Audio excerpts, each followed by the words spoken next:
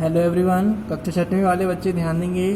पिछले वीडियो में हमने अध्याय 4 का पहला चैप्टर कर लिया था। आज हम पढ़ेंगे मवेशी, घोड़े और रथ, है ना।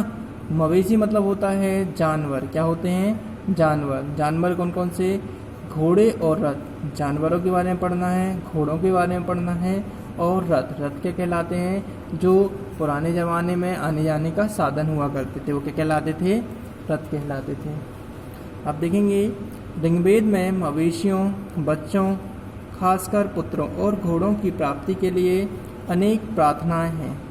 प्रार्थनाएं हमने बताया था क्या होता है कि मवेशियों के बारे में, घोड़ों के बारे में और पुत्रों, ठीक है, खासकर बच्चों के बारे में जानने के लिए अनेक प्रार्थनाएं हैं, मतलब रचनाएं हैं। घोड़ों को लड़ाई में रथ खींचने का काम, ठीक है, मतलब जो घोड़ों को है वो किस काम के लिए लाया जाता है? लड़ाइयों में रथ खींचने के काम में लाया जाता था। पुराने समय में घोड़ों का प्रयोग किस में किया जाता था? रथ खींचने के कामों में किया जाता था। इन लड़ाइयों में मवेशी जीत कर लाए जाते थे।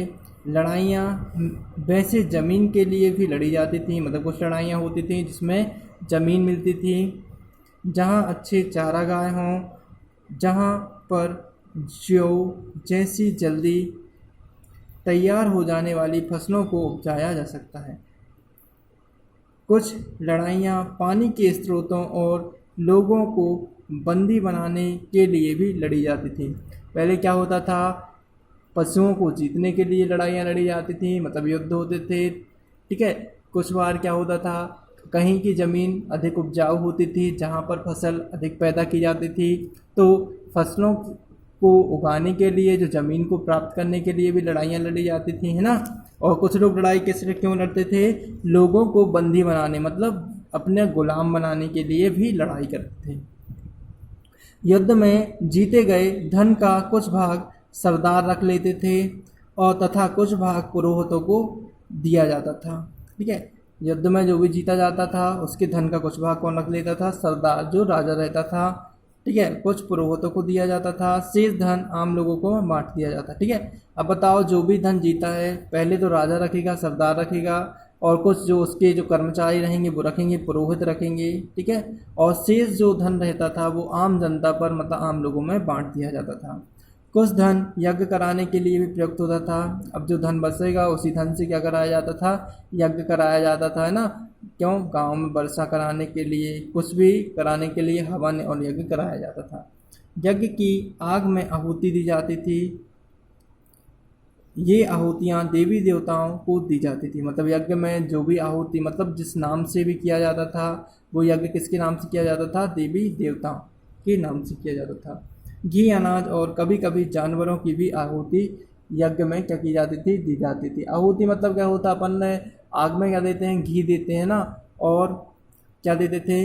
अनाज भी देते थे, है ना। घी में कुछ चावल, या फिर चावल की कुछ वो रहते ना, धान ना। जब यह हवन होता है तो उसका क्या करते हैं? हवन में धान थोड़ा सा डालते हैं ना, यज्ञ होता रहता है, घी का छिड़काव करते हैं, शक्कर छिड़कते हैं ना। उस समय क्या होता था? घी, अनाज और कभी कभी क्या करते थे? जानवरों की आहुति, मतलब आहुति मतलब क्या होता है? सौंपना ना। यज्ञ को करते थे, हवन के द्वारा सौंप देते थे। अधिकांश पुरुष इन युद्धों में भाग लेते थे, मतलब सबसे ज़्यादा क्या होता था? जो पुरुष लोग रहते थे तो वो क्या करते थे? जो भी युद्ध चलते रहते थे उनमें क्या करते थे? ये भाग लेते थे। कोई स्थायी सेना नहीं होती थी। उस समय क्या था? पुराने समय में कोई किसी प्रकार की कोई भी सेना नहीं होती थी, लेकिन लोग संस्थाओं में मिलते रहते थे। लेकिन वहाँ के जो लोग थे वो क्या होते थे? संस्थाओं, मतलब किसी प्रकार के सम्मेलन होते थे, समूह बनते थे, है ना। जो भी सभा आयोजित की जाती थी वहाँ पे क्या होते थे? मिलते रहते थे, और वह युद्ध व शांति के विषय में सलाह और मशवरा करते थे। तो सभाओं, ठीक है, जो प्राचीन समय में जो लोग रहते थे वो क्या करते थे? सभाओं को आयोजित करते थे और वहाँ आपस में मिलते थे। वहाँ पर वो क्या करते थे? युद्ध व शांति के विषय में चर्चा करते थे, सलाह करते थे। वहाँ ये ऐसे लोग अपना सरदार चुनते थे जो बहादुर और कुशल योद्धा हो, ठीक है। मतलब जब लोग युद्ध देखते थे उसमें से जो श्रेष्ठ योद्धा रहता था उसे लोग क्या करते थे? अपना सरदार चुनते थे। लोगों की विशेषता बताने वाले शब्द। अब लोगों की विशेषता कैसे जानते थे, कौन कौन शब्द थे जो लोगों की विशेषता बताते हैं।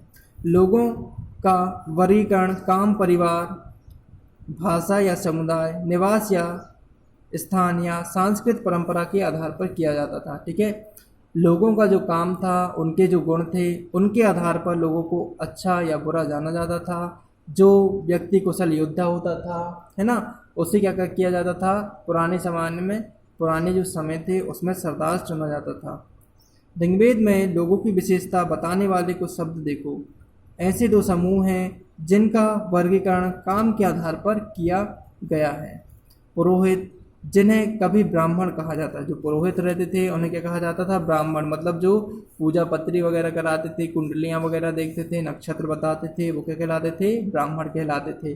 तरह तरह के यज्ञ और अनुष्ठान करते थे। जो राजा रहता था और जो ब्राह्मण रहते थे वो क्या करते थे, तरह तरह के यज्ञ और अनुष्ठान कराते थे, संकल्प कराते थे। दूसरे लोग थे राजा। ये राजा वैसे नहीं थे जिनके बारे में तुम बाद में पढ़ोगे। ये ना तो बड़ी राजधानियाँ और महलों में रहते थे, ना तो इनके पास सेना थी, ना ही ये कर वसूलते थे। जो पुराने समय के राजा थे वो कैसे थे, ना तो बड़े बड़े महलों में रहते थे, ना ही उनकी कोई राजधानियाँ थीं, और ना ही वे किसी प्रकार का कोई कर। कर मतलब होता है जो अपन पैसा लेते हैं ना, मतलब कर लेना मतलब जैसे अपन किराया लेते हैं ना, किसी को मकान देते हैं तो उसका किराया लेते हैं, तो वो क्या कहलाता है, कर। प्राचीन समय में क्या होता था कि जो राजा महाराजा रहते थे उनके नगर में जो भी व्यक्ति रहते थे उनसे वो क्या लेते थे, पैसे लेते थे। खेत, जो राजाओं के क्षेत्र में जो खेत आते थे, ज़मीन आती थी, उनसे वो खेती करने के बदले पैसे या अनाज लेते थे।